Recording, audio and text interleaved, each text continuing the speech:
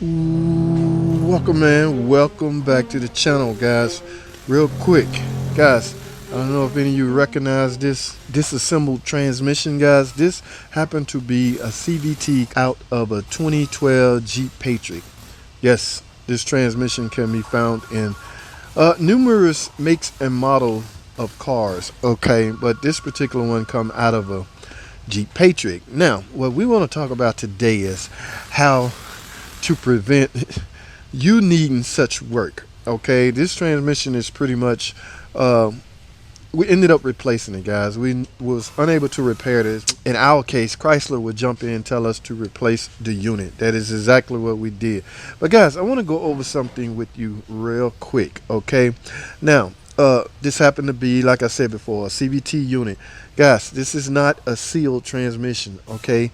Meaning you can perform a transmission service on it, all right? Yes, it is not sealed. It is not dipstickless, okay? Yes, there is a dipstick.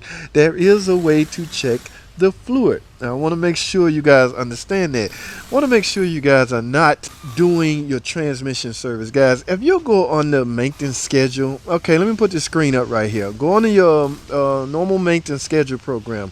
If you will stroll down right around 64,000 miles, I think that's when it says, all right, guys, so yes, you can service this transmission.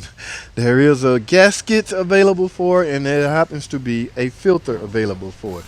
There is even a cooler filter available for this transmission, okay? This is the area where the cooler go at right here, okay? Yes, this filter can be serviced, guys, but I want to make sure you guys understand you can help prolong the life of your transmission by simply doing regular scheduled maintenance, okay?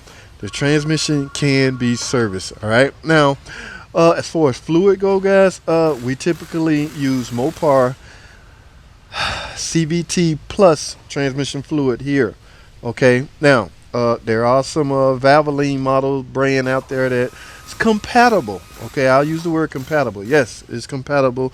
I have been confirmed that it will work in a CVT unit.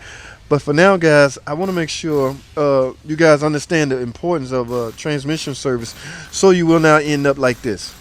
Okay, we literally had to replace this unit. I decided to tear it down, see if I can find out exactly what went wrong. We was dealing with noises, so I'm looking for burnout bearings. All right, we was dealing with slipping and all kinds of hesitation. All right, so guys, what we're gonna do right now, I'm gonna take a break real quick, and I'm gonna go. When we get back, we're gonna go to the actual car, and we're gonna perform a transmission service. Okay, now guys, keep in mind, a transmission service is designed to help prolong the life of your transmission. Okay, by changing that fluid and that filter, you're essentially getting out any of the old potential trash that's in it. Some of that trash may be forming due to normal wear of any transmission. There was a torque converter on this transmission, okay? I'm sure there's clutches inside of there.